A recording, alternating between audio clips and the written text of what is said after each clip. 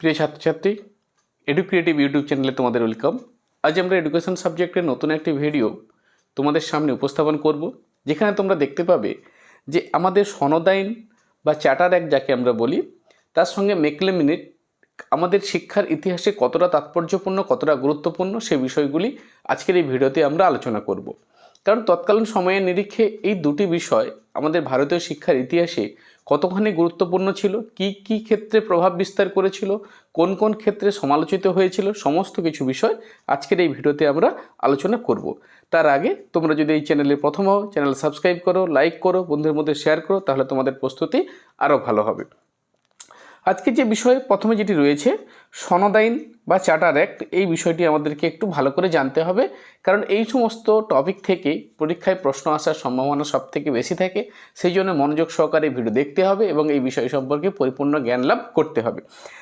ভারতীয় শিক্ষার ইতিহাসে 1813 সালের সনদ আইন যথেষ্ট গুরুত্বপূর্ণ। এক কথায় বলা যেতে পারে এই সনদ আইন শিক্ষার ক্ষেত্রে নবযুগের সূচনা করেছিল। 1813 খ্রিস্টাব্দের সনদ আইন ব্রিটিশ পার্লামেন্টে উপস্থাপিত হলে জনসাধারণের চাপে শিক্ষা বিষয়ে শর্ত আইনে 43 নম্বর ধারায় যুক্ত করা হয়। অর্থাৎ কি, এতদিন পর্যন্ত ভারতবর্ষের শিক্ষার ইতিহাসে যে সমস্ত ক্ষেত্রে সরকারি প্রচেষ্টা দেখা বা উদ্যোগ দেখা যায়নি, সেই সমস্ত ক্ষেত্রে তাদের একটা দায়িত্ব দেওয়া হলো এবং সে 43 নম্বর ধারায় এই বিষয়টি যুক্ত করা হলো এবং ভারতীয়দের শিক্ষার অধিকার বা ভারতীয়দের শিক্ষার ক্ষেত্রে তাদের যে দায়িত্ব রয়েছে সেই সম্পর্কে তাদেরকে সচেতন করা হলো। সনদ আইনের প্রস্তাবে কি বলা হয়েছে? বলছে প্রস্তাব হলো সাহিত্যের পুনর্জীবন ও উন্নতি বিধান, দেশের শিক্ষিতদের উৎসাহ দান এবং ব্রিটিশ ভারতের অধিবাসীদের মধ্যে জ্ঞান বিতরণের প্রচার এবং উন্নয়নের জন্য কোম্পানি বছরে কমপক্ষে 1 লক্ষ টাকা খরচ করবে। এছাড়া এই সনদ আইনের দ্বারা কোম্পানি আইনগতভাবে শিক্ষার দায়িত্ব গ্রহণ করে এবং মিশনারি স্বাধীন শিক্ষা দেওয়ার অধিকার পেয়ে ইংরেজি শিক্ষার স্কুলগুলি প্রতিষ্ঠিত হতে থাকে, যে ইংরেজি শিক্ষার প্রসার হতে শুরু করে। অর্থাৎ কি, সবথেকে গুরুত্বপূর্ণ যে বিষয়টি সনদ আইনে বলা হলো কি, একটা প্রস্তাব নিয়ে আসা হলো। সেই প্রস্তাবের সবথেকে গুরুত্বপূর্ণ বিষয়টা কী ছিল? যে সাহিত্যের পুনর্জীবন ও উন্নতি বিধান, দেশীয় শিক্ষিতদের উৎসাহ দান, ব্রিটিশ ভারতীয় অধিবাসীদের মধ্যে জ্ঞান বিতরণের প্রচার এবং উন্নয়নের জন্য কোম্পানি বছরে কমপক্ষে 1 লক্ষ টাকা খরচ করবে। শুধু তাই নয়, এখানে কি বলা হয়েছে যে এই আইনের দ্বারা কোম্পানি আইনগতভাবে শিক্ষার দায়িত্ব গ্রহণ করে এবং মিশনারিরা স্বাধীন শিক্ষা দেওয়ার অধিকার পেয়েছিল। ফলে কি হয়েছিল, তৎকালীন সময়ে মিশনারি সম্প্রদায় যারা ইংরেজি শিক্ষার প্রসারের জন্য বিশেষ উদ্যোগ নিয়েছিলেন, কিন্তু কোম্পানির নীতির কারণে তাদেরকে আটকে থাকা হয়েছিল বা আটকে রেখে দেওয়া হয়েছিল, তারা কিন্তু সুযোগ পেয়ে গেছে। তারা কিন্তু মিশনারি স্কুল প্রতিষ্ঠিত করতে শুরু করলো এবং সেই সঙ্গে সঙ্গে ইংরেজি শিক্ষার প্রসারও কিন্তু ঘটতে শুরু হলো। এই সনদ আইনের গুরুত্ব কী ছিল, অর্থাৎ তৎকালীন সময়ের নিরিখে ভারতীয় শিক্ষার ইতিহাসে সনদ আইনের কী গুরুত্ব ছিল সেই বিষয়টি আমরা এবার একটু দেখব। দেখো, শিক্ষার দায়িত্ব প্রতি বছর 1 লক্ষ টাকা ব্যয়।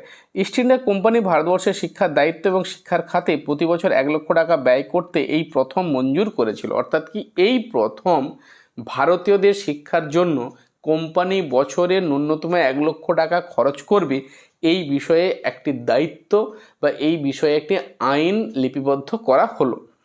2 নম্বর পয়েন্ট বলছে মিশনারিদের শিক্ষা বিস্তারের স্বাধীনতা। আর কি রয়েছে, 1813 খ্রিস্টাব্দে চার্টার অ্যাক্টের ফলে মিশনারিদের ধর্মপ্রচার, শিক্ষা বিস্তার বিষয়েও স্বাধীনতা দেওয়া হয়। ফলে খ্রিস্টান মিশনারিরা অধিকতর উদ্যমে প্রচার এবং পাশ্চাত্য শিক্ষার বিস্তার লাভ করেছিল। 3 নম্বর, ভারতীয় শিক্ষায় উদ্যোগ। চার্টার অ্যাক্ট গৃহীত হওয়ার ফলে ভারতীয় শিক্ষা ব্যবস্থায় 3 ধরনের উদ্যোগ দেখা দিল। অর্থাৎ কি না, বিভিন্ন ক্ষেত্রে বিভিন্ন মাধ্যমে আমরা যদি দেখি, তৎকালীন সময়ে ভারতীয় শিক্ষাক্ষেত্রে যে শিক্ষার ক্ষেত্রে একটা প্রতিবন্ধকতা ছিল, তার ক্ষেত্রে কিন্তু প্রতিবন্ধকতা ধীরে ধীরে দূর হয়ে গেল এবং বিভিন্ন ক্ষেত্রে তার কিছু উদ্যোগ বা কিছু উৎসাহ লক্ষ্য করা গেল। কি কি? এক হচ্ছে কি সরকারি উদ্যোগ, যেটা আমরা দেখলাম চার্টার অ্যাক্টের মাধ্যমেই তো আমরা দেখতে পাচ্ছি যে সরকারি উদ্যোগ কিভাবে চলছে। 2 নম্বর কি বেসরকারি উদ্যোগ, 3 নম্বর মিশনারি উদ্যোগ। অর্থাৎ এই 3 ধরনের উদ্যোগ আমরা দেখতে পাচ্ছি। এক, সরকারি উদ্যোগ, যেখানে সরকারকে ন্যূনতম বছরে 1 লক্ষ টাকা খরচ করতে হবে। বেসরকারি উদ্যোগ, সেখানে আমরা দেখতে পাচ্ছি বিভিন্ন রকম বেসরকারি মানুষজন যারা রয়েছে, যারা শিক্ষিত মনীষী ব্যক্তি, তারা কিন্তু নিজ প্রচেষ্টায় মানুষের মধ্যে শিক্ষা বিতরণের কাজে ব্রতী হলেন। আর কি মিশনারি যারা সেই সময় ফরাসি, ওলন্দাজ, যে সমস্ত দিনেমার সম্প্রদায় যারা এসেছিলেন আমাদের দেশে, তারা কিন্তু কি করলো, তৎকালীন সময়ের নিরিখে মানুষের মধ্যে বাইবেল বা খ্রিস্ট ধর্ম প্রচারের উদ্দেশ্য নিয়ে তারা কিন্তু মানুষের মধ্যে ইংরেজি শিক্ষার প্রবর্তন করতে শুরু করলো। কমিটি গঠন, না সনদ আইনে 43 নম্বর ধারাকে কার্যকর করার উদ্দেশ্যে একটি নিজস্ব কমিটি গঠনের নির্দেশ দেওয়া হয়েছে। এডুকেশনাল গ্র্যান্ট, এবার কী বলছে, দেশীয় শিক্ষা ব্যবস্থার উদ্দেশ্যে এই সর্বপ্রথম অনুদান দেওয়ার ব্যবস্থা চালু করা হয়েছে। পরের পয়েন্ট কী রয়েছে, শিক্ষায় ধর্মনিরপেক্ষতা, অর্থাৎ কি না 1813 খ্রিস্টাব্দে চার্টার আইনে শিক্ষাতে ধর্মনিরপেক্ষ বিষয়টি গুরুত্ব পায়। আজও বর্তমান ভারতের শিক্ষা ব্যবস্থার ধর্মনিরপেক্ষতা জাতীয় লক্ষ্য হিসাবেই কিন্তু স্বীকৃত হয়েছে। 7 নম্বর, পাশ্চাত্য শিক্ষা বিস্তারের গুরুত্ব। 1813 খ্রিস্টাব্দে চার্টার অ্যাক্টের ফলে পাশ্চাত্য শিক্ষা বিস্তারের গুরুত্ব বৃদ্ধি পায় এবং পাশ্চাত্য শিক্ষা ব্যবস্থা একটি গুরুত্বপূর্ণ ভূমিকা পালন করে। তো তাই এই আইনের তাৎপর্য বিশেষ তাৎপর্যপূর্ণ। অর্থাৎ আমরা কি দেখতে পাচ্ছি যে এই সময় চার্টার অ্যাক্ট 1813 খ্রিস্টাব্দে চার্টার অ্যাক্ট পাশ্চাত্য শিক্ষা বিস্তারের কিন্তু গুরুত্ব বৃদ্ধি পেয়েছিল। এই পাশ্চাত্য শিক্ষা ব্যবস্থায় আমাদের দেশের শিক্ষার প্রসারের জন্য, আধুনিক জ্ঞান বিজ্ঞানের প্রসারের জন্য একটা ভূমিকা পালন করেছিল। 8 নম্বর, আধুনিক ভারতীয় শিক্ষার ভিত্তিপ্রস্তর স্থাপন। বলা হয়েছে যে কি এই চার্টার অ্যাক্টের ফলে আধুনিক ভারতীয় শিক্ষার ভিত্তিপ্রস্তর স্থাপিত হয়। এর ফলে ইংরেজি ভাষা সরকারি স্বীকৃতি পায়। পরবর্তীকালে পাশ্চাত্য শিক্ষার নীতিও সরকারি স্বীকৃতি পায়। তাহলে আমরা কি দেখতে পাচ্ছি, এই চার্টার অ্যাক্টের মাধ্যমে যার সূত্রপাত ঘটেছিল, পরবর্তীকালে ভারতীয় শিক্ষার ক্ষেত্রে ইংরেজি ভাষাকে যথেষ্ট গুরুত্ব দেওয়া হয়। সেই সঙ্গে সঙ্গে পাশ্চাত্য শিক্ষার নীতিকেও আমাদের শিক্ষা ব্যবস্থার সঙ্গে জুড়ে দেওয়া হয়। ফলে শিক্ষা ব্যবস্থার একটা আধুনিকীকরণ ঘটেছিল বলে মনে করা হয়।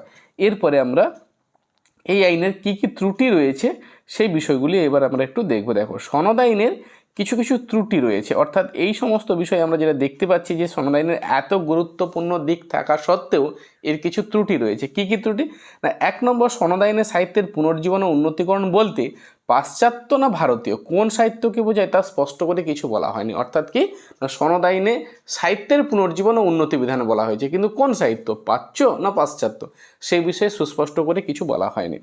2 নম্বর কি বলছে, সনদ আইনে বিজ্ঞান প্রবর্তন এবং উন্নয়ন করার কথা বলা হয়েছে, কিন্তু বিজ্ঞান বলতে পাশ্চাত্য বিজ্ঞান না প্রাচ্য বিজ্ঞান তা স্পষ্ট করে কিছু বলা হয়নি। তার একই রকমভাবে বিজ্ঞান প্রবর্তন ও উন্নয়ন, কিন্তু কোন ধরনের বিজ্ঞান, পাশ্চাত্য বিজ্ঞান না প্রাচ্য বিজ্ঞান, এই বিষয়েও কোনো সুনির্দিষ্ট সুস্পষ্ট পরামর্শ ছিল না।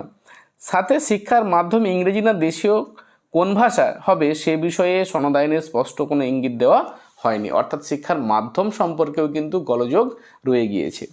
1813 খ্রিস্টাব্দে সনদ আইনের ফলে ভারতবর্ষের শিক্ষার ইতিহাসে এক যুগের অবসান হয় এবং নবযুগের সূচনা হয়। অর্থাৎ এই সনদ আইনের ঐতিহাসিক গুরুত্ব তাৎপর্য অপরিসীম।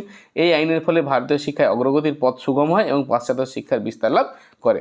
সবশেষে বলতে হয় 1813 সালের সনদ আইন ভবিষ্যৎ শিক্ষা ব্যবস্থার ভিত্তিপ্রস্তর রচনা করেছিল। এই আইনের ফলেই বলেই সরকারি শিক্ষায় সরকারি এবং বেসরকারি প্রয়াস পরিলক্ষিত হয়, যা নবজাগরণের দিককে উন্মোচিত করেছিল বা নির্দেশ করেছিল। তাহলে কি না এতটি থাকা সত্ত্বেও আমরা বলতে পারি যে সনদ আইন সেই সময়কার পরিপ্রেক্ষিতে ভারতের শিক্ষার ক্ষেত্রে এক যুগের অবসান আর নবযুগের সূচনা ঘটিয়েছিল।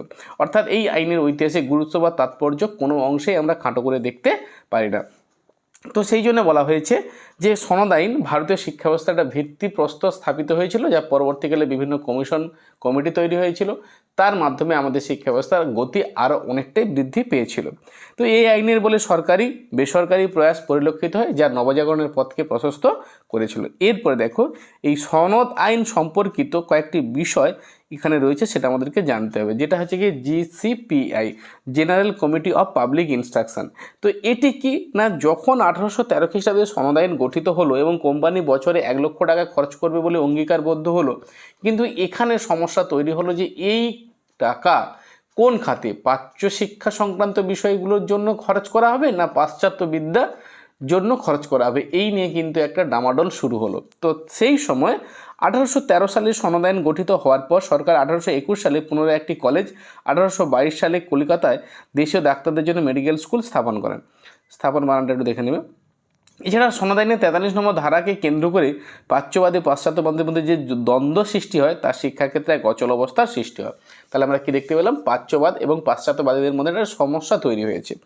এই অচল অবস্থা দূর করার উদ্দেশ্যে অস্থায়ী বড়লাট মিস্টার অ্যাডাম 1823 খ্রিস্টাব্দে 10 জন সভ্য নিয়ে general committee of public instruction, যেটাকে আমরা বলি জিসিপিআই, একটি কমিটি গঠন করেন। এই কমিটির ওপর শিক্ষা সংক্রান্ত যাবতীয় বিষয়, বিশেষত শিক্ষাক্ষেত্রে বরাদ্দ 1 লক্ষ টাকা ব্যয়ের দায়িত্ব দেওয়া হলো। অর্থাৎ কি না, কোম্পানি যে বছরে 1 লক্ষ টাকা খরচ করবে, সেই টাকা কোন খাতে কিভাবে খরচ করা হবে সেই বিষয়ে সুনির্দিষ্ট এবং সুচিন্তিত মতামত প্রদানের জন্য কমিটি অর্থাৎ বড়লাট মিস্টার অ্যাডামস তিনি কী করলেন, 1823 খ্রিস্টাব্দে 10 জন সদস্য নিয়ে জিসিপিআই general committee of public instruction নামে একটি কমিটি গঠন করলেন, যার উপর এই 1 লক্ষ টাকা খরচের দায়িত্ব দেওয়া হলো।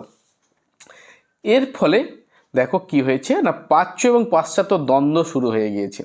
সনদ আইনে পাশ্চাত্য শিক্ষা অথবা প্রাচ্য শিক্ষা কোনো সুস্পষ্ট নির্দেশ না থাকায় প্রাচ্য পাশ্চাত্যের মধ্যে আইনের ব্যাখ্যা নিয়ে বিতর্ক শুরু হয়ে গেছে। অর্থাৎ এই আইন কিন্তু প্রাচ্যবাদীরা তাদের নিজেদের মতো করে ব্যাখ্যা করছে, পাশ্চাত্যবাদীরা তাদের অনুকূলে এই আইনের ব্যাখ্যা করছে। ফলস্বরূপ একটা দ্বন্দ্ব বা সমস্যা তৈরি হয়েছে প্রাচ্য এবং পাশ্চাত্যবাদীদের মধ্যে। বলছে প্রাচ্যবাদীরা আচ্ছা, এখানে একটু প্রিন্টিং মিস্টেক আছে, তোমরা একটু দেখে নেবে। এটা হচ্ছে গিয়ে প্রিন্সেপ, বানানটা হবে HT, আমি একটু দেখে দিচ্ছি তোমাদের, PRINSEP, প্রিন্সেপ। এর নেতৃত্বে দাবি করলেন যে সনদ আইনে সাহিত্য বলতে এদেশের সাহিত্য, প্রাচীন সাহিত্যকে এবং শিক্ষিত ভারতীয় বলতে প্রাচ্যবিদ্যার পণ্ডিতদের বোঝায়। তাছাড়া পাশ্চাত্য জ্ঞান বিজ্ঞান সম্পর্কে দেশের মানুষের মনে একটা বিরূপ ধারণা বর্তমান, সুতরাং আরবি, সংস্কৃত ইত্যাদি প্রাচীন ভাষার মাধ্যমে জ্ঞান চর্চা বিজ্ঞানের চর্চা না করলে এদেশের মানুষ তা গ্রহণ করবে না। অর্থাৎ কি, এদের যদি চর্চা করা হয় তাহলে কি বলা হচ্ছে বিষয়টা দেখে নাও একটু। বলছে দাবি করলে যে সনদ আইনের সাহিত্য বলতে কেবলমাত্র এদেশের প্রাচীন সাহিত্য এবং শিক্ষিত ভারতে বলতে প্রাচ্যবিদ্যার পণ্ডিতদের বোঝায়। তাদের মতো করে তারা বিষয়টি ব্যাখ্যা করছে, কারা না প্রাচ্যবাদীরা। পাশ্চাত্য জ্ঞান বিজ্ঞান সম্পর্কে এদেশের মানুষের মনে একটা বিরূপ ধারণা বর্তমান, সুতরাং আরবি, সংস্কৃত ইত্যাদি প্রাচীন ভাষার মাধ্যমে জ্ঞান বিজ্ঞানের চর্চা না করলে এদেশের মানুষরা তা গ্রহণ করবে না। অর্থাৎ তাদেরকে প্রকৃতপক্ষে যদি গ্রহণ করতে চায় তাহলে এদেশের মানুষের জন্য তাদের কি করতে হবে, আরবি এবং সংস্কৃত ভাষাকে তাদের গুরুত্ব দিতে হবে। অতএব তারা প্রাচ্য শিক্ষা ব্যবস্থার সংরক্ষণ ও উন্নতি করার পক্ষে রায় দিলেন। অর্থাৎ তারা কি করলেন, প্রাচ্য শিক্ষার যে সমস্ত সংস্থাগুলো রয়েছে বা ভারতীয় যে সমস্ত সাহিত্য বা দর্শন রয়েছে সেই সমস্ত বিষয়গুলোর উপর শিক্ষা দেওয়ার উপর তারা গুরুত্ব দিলেন এবং প্রাচ্য শিক্ষার কেন্দ্রগুলিকে ঠিকঠাকভাবে গড়ে তোলার জন্য তারাও সেই বিষয়ে কিন্তু মতামত পোষণ করলেন। এরপরে অন্যদিকে পাশ্চাত্যবাদীরা কি বললেন সেটা আমরা আবার একটু দেখে নেব। দেখো, পাশ্চাত্যবাদীদের মতে এবার আমরা কি দেখতে পাচ্ছি না, এরা কিন্তু বিষয়টাকে একটু অন্যরকমভাবে দেখছে। পাশ্চাত্যবাদীদের কি বলছে, সনদ আইনে যে সাহিত্যের কথা বলা হয়েছে তা ইংরেজি সাহিত্য এবং শিক্ষিত ভারতে বলতে পাশ্চাত্য শিক্ষায় শিক্ষিত ব্যক্তিদেরই বোঝানো হয়েছে। তাদের মতে প্রাচীন ভারতীয় ভাষাগুলি আধুনিক জ্ঞান বিজ্ঞান চর্চার অযোগ্য, অসার এবং অন্তঃসার শূন্য, এইসব ভাষার মাধ্যমে পাশ্চাত্য বিজ্ঞান দেওয়া সম্ভব নয়। সুতরাং তাদের দাবি হলো দেশের প্রাচ্য শিক্ষার কেন্দ্রগুলি বন্ধ করে দিয়ে অধিক সংখ্যক ইংরেজি শিক্ষার কেন্দ্র স্থাপন করা হোক।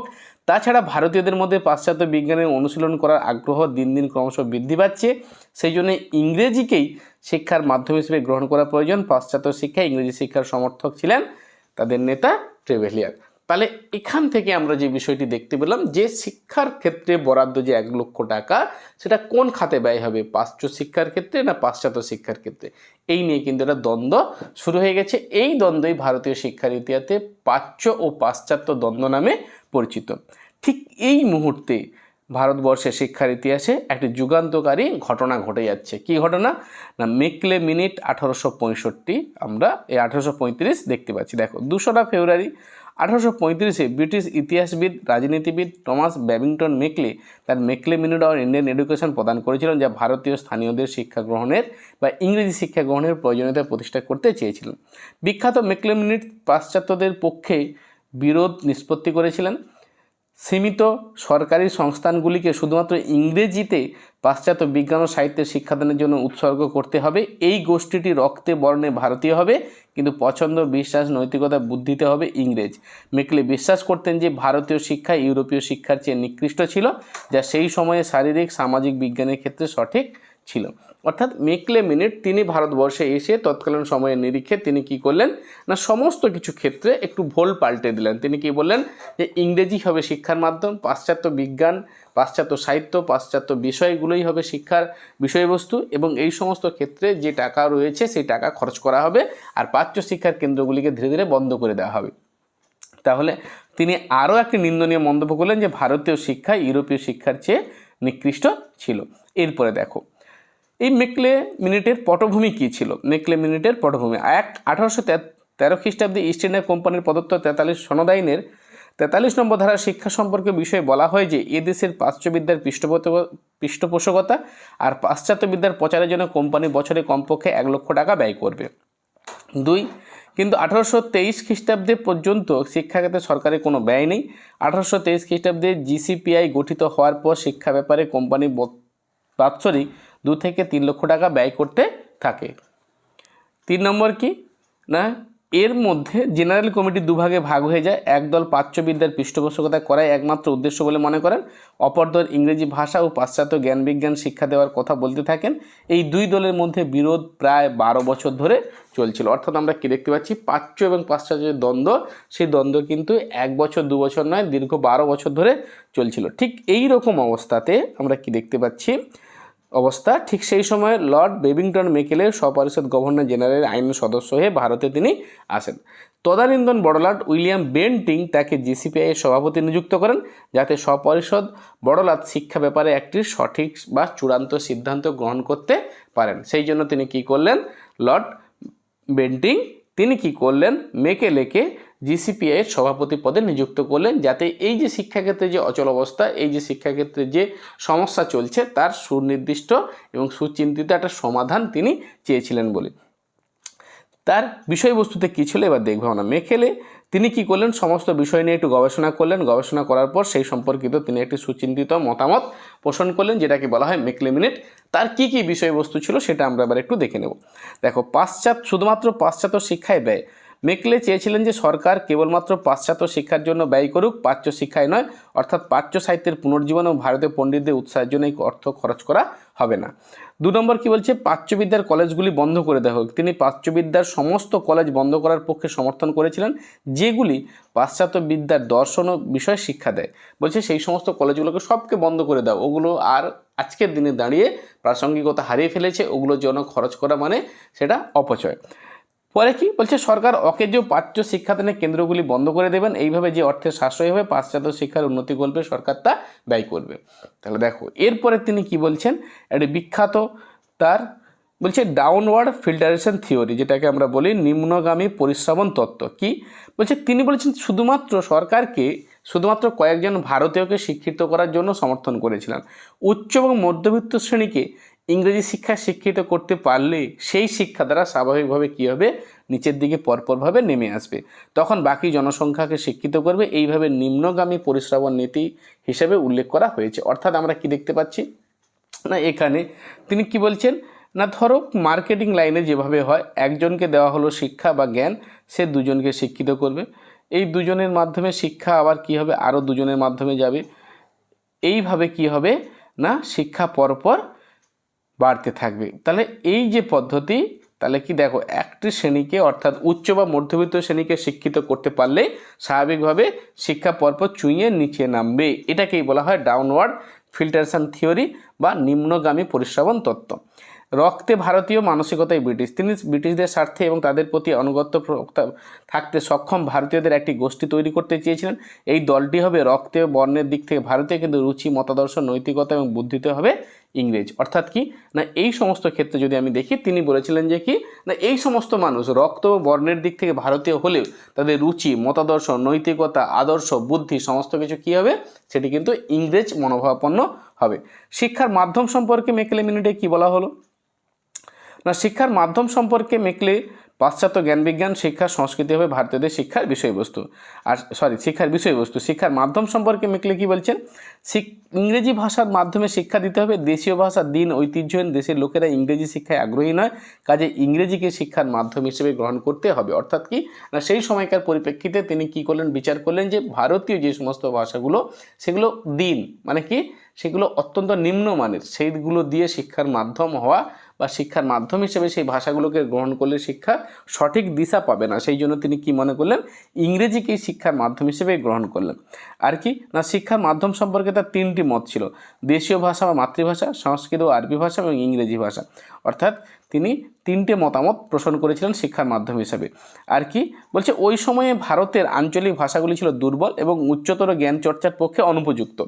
মেকেলে তাই মনে করেছেন গ্রিক ল্যাটিন ভাষা যেমন ইংরেজি ভাষাকে সমৃদ্ধ করেছিল, ঠিক তেমনি মাতৃভাষা বা আঞ্চলিক ভাষাকে ইংরেজি ভাষা চর্চার মাধ্যমে সমৃদ্ধ করে তুলতে হবে। আর কি বলা হচ্ছে, সংস্কৃত ও আরবি ভাষা প্রসঙ্গে মেকেলে প্রাচ্যের জ্ঞানবিজ্ঞান সম্পর্কে অসহিষ্ণু এবং ঘৃণ্য মন্তব্য ব্যক্ত করেন।